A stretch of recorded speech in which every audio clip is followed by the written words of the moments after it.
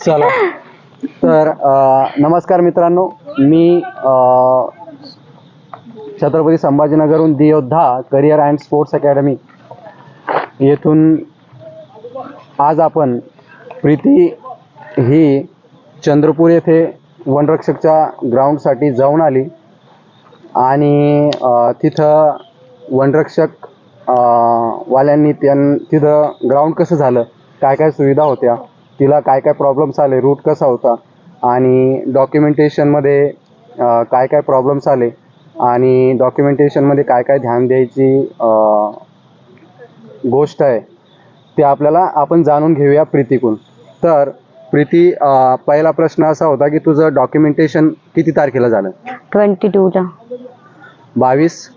22 तारखेला जानेवारीला. जानेवारी. आणि मग तुला लगेच ग्राउंडची तारीख देण्यात आली का? लगेच आलं, म्हणजे 20ला दुपार PDF आली होती त्याची. 21ला जाण्यासाठी तेवढा एक दिवस होता, नंतर 22ला सकाळी. माझा 99 नंबर असल्यामुळे मला सकाळीच होतं, सकाळी 7ची शिफ्ट होती माझी. आणि कागदपत्रामध्ये काय काय चेक करत होते?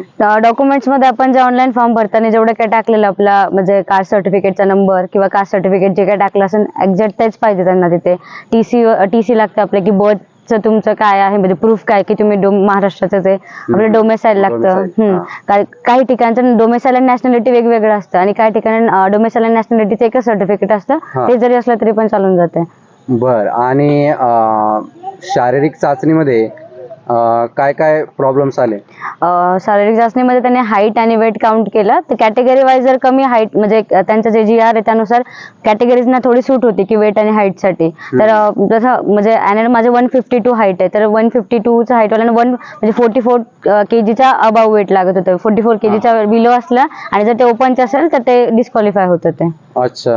आणि मग ग्राउंडचा टायमिंग काय होता तुमचा? ग्राउंडचा टाइम माझा सकाळचा 7चाच होता, कारण की माझा शिफ्ट म्हणजे माझा 99 नंबर असल्यामुळे सकाळी 7लाच होता. त्यांनी अर्धा तास अगोदर तिथे बोलवलेलं होतं. त्याच्यानंतर त्यांनी मग ग्राउंडसाठी सकाळी लवकर बोलून त्यांनी व्हेरिफिकेशन वगैरे केलं. चेस नंबर दिला, त्याला चेस नंबरच्या तिकडे चिप होती, त्याच्यानुसार आपला काउंट होणार होता. आणि एक साथ त्यांनी 300 ते 400 स्टुडंट. 300 ते 400 मुली? बापरे, खूपच जास्त सोडलंय मग. आणि ग्राउंड मध्ये काही दिलेल्या वेळेवरती ग्राउंड झालं का? हा, झालं दिलेल्या वेळेमध्ये. पण त्यांनी एक हे केलं की ते बोलले होते की ऑनलाईन टाकणार ती लिस्ट, जे काही क्वालिफाय झाले ना ग्राउंडसाठी पात्र झाले, पण त्यांनी ऑनलाईन लवकर लिस्ट टाकलेली नव्हती. त्याच्यामुळे भरपूर मुलांचं हे झालं, म्हणजे येण्यामध्ये वेळ किंवा उशीर झाला. आणि ग्राउंड पण जवळपास 30-35 किलोमीटर लांब होतं. ज्या ठिकाणी डॉक्युमेंट व्हेरिफिकेशन झालं ना, तिकडनं 30-35 किलोमीटर लांब ग्राउंड होतं ते. म्हणजे चंद्रपूरच्या बाहेर होतं ग्राउंड? हा, चंद्रपूरच्या बाहेर होतं. बर. आणि मग रूट कसा होता पळण्याचा? रूट थोडा असा वळणाचाच होता, बट 1.5 किलोमीटर जायचं आणि 1.5 किलोमीटर यायचं होतं. म्हणजे युटर्न घ्यायचा होता. आणि प्रत्येक जवळपास एक 400-500 याच्यावर त्यांनी पाण्यासाठी टेबल्स वगैरे ठेवलेले होते. आणि आमदार चीप असल्यामुळे त्यांनी एक हे ठेवलेलं होतं, म्हणजे हे लावलेले कॉरिडॉर लावलेलं होतं. त्या कॉरिडॉर मधून पास झालं तरच आपला काउंट चालू होणार. आणि स्मार्ट वॉच अलाउड नव्हतं केलं, कारण स्मार्ट वॉचनी जे म्हणजे टाइम मध्ये मागे पुढे होऊ शकतं. सो आपली नॉर्मल वॉच चालते, पण स्मार्ट वॉच नाही चालत तिकडे. अच्छा. तर त्यांचं कोऑपरेशन कसं होतं? कॉपरेशन चांगलं होतं, बट फक्त की त्यांनी राहण्याची वगैरे सोय केली, आणि लांबून आलेले होते ना प्रॉपर चंद्रपूरचे जे होते. पण काही स्टुडंट्स इकडनं पण, म्हणजे पुणे नगर, मराठवाड्यात पण भरपूर स्टुडंट्स होते, पण त्यांनी राहण्याची वगैरे सोय काहीच नव्हतं केलेलं. आपल्या याच्यावर होतं सगळं काय, आपणच जायचं आणि आपणच सगळं काय करायचं. चहा पाण्याची काही सुविधा उपलब्ध नाही, काहीच नाही. फक्त ग्राउंड झाल्यानंतर त्यांनी बिस्किट्स आणि पाणी दिलं होतं. अच्छा. राहण्यासाठी काही व्यवस्था नाही, राहण्यासाठी काहीच नव्हतं. टाइम कसा सांगण्यात आला तुम्हाला? टाइम आपला म्हणजे त्यांनी व्हेरिफिकेशन केलेलं होतं ना, माझं थंब घेतलं होतं. आपला रनिंगचा टायमिंग म्हणतोय? हा, रनिंगच. ते जे चिप दिलेली होती ना, तर ज्या वेळेला जे स्टुडंट्स त्या कॉरिडॉर मधनं पास होणार, तर त्यांचा टाइम स्टार्ट होऊन जाणार. हा, चिप होते. आणि त्यांनी मग ग्राउंड झाल्यानंतर सगळ्यांना थांबवून, म्हणजे एक 15-20 मिनिटं रेस्ट दिलं, आणि मुलं थकतात म्हणून. त्याच्यानंतर त्यांनी मग प्रत्येकाकडून साईन वगैरे घेतली. तुमचा टाइम आणि तुमचे मार्क्स दोन्ही सांगण्यात आले होते. बरं. कागदपत्रामध्ये आणि शारीरिक चाचणीमध्ये मुलं काढले का? हो, डिस्क्वालिफाय. भरपूर मुलं डिस्क्वालिफाय झाले. मोस्ट ऑफ दी अंडरवेट मुळे झालेले. आणि काही मुलं अनुपस्थित होते का? हो, होते. खूप सारे मुलं होते की जे आलेच नव्हते तिकडे. भरपूर मुलं हे आलेले नव्हते.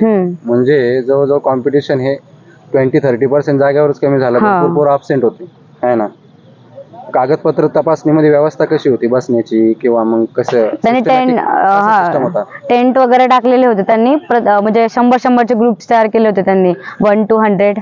मग टेबल वगैरे लावलेले होते. हा टेबल वगैरे म्हणजे इकडे आयडेंटिटी कार्ड वगैरे चेक करणार ते, आणि आपली जी स्लीप असते ती चेक करणार. मग प्रत्येक तिथे टेबल्स ठेवलेले होते. प्रत्येक टेबल्स वरती ते नंबर लिहून देणार की तुम्ही ह्या टेबलवर जायचं. एका टेबलवर 2 लोक बसलेले होते.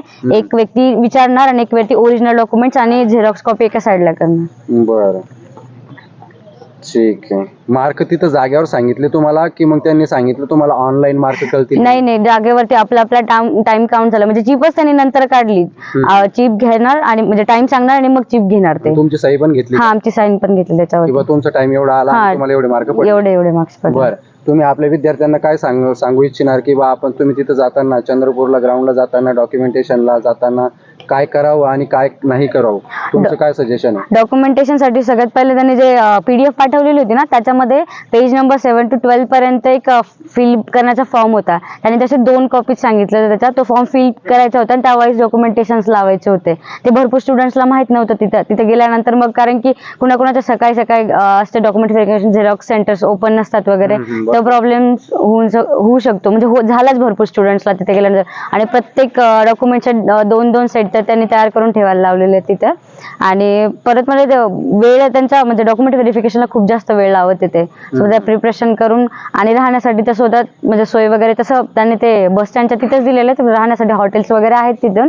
आणि तिकडनं जे ग्राउंड आहे ते 30 किलोमीटर सुद्धा सकाळी ग्राउंड आहे. त्यांनी 4-5 ला तरी निघायला पाहिजे, कारण जायला जवळपास रिक्षाने म्हणून अर्धा-पाऊण तास लागतो तिकडे जाण्यासाठी. म्हणजे त्यांनी संध्याकाळी जाऊन जरी तिथं थांबलं तरी पुरतं. हा, आणि महत्वाची गोष्ट म्हणजे ते लिस्ट खूप लेट लावतात. तसं तुमचा जर स्टॅम्प आला की पात्र आहे म्हणून, की समजून घ्यायचं तुम्ही पात्र आहेत म्हणून. त्या हिशोबाने मग तिकडे जायचं ग्राउंडच्या तिकडे. बरं, तुमचे काही प्रश्न आहे का? आपल्या विद्यार्थ्यांचे काही प्रश्न आहे? नाही तर प्रीती, तुला पुढील वाटचालीसाठी बेस्ट ऑफ लक. आणि तुझा रिझल्ट आला तर आपण परत एक व्हिडिओ बनवू. आणि आम्ही अशी प्रार्थना करतो देवाजवळ की तुझं जे स्वप्न आहे वनरक्षक बनण्याचं ते पूर्ण हो.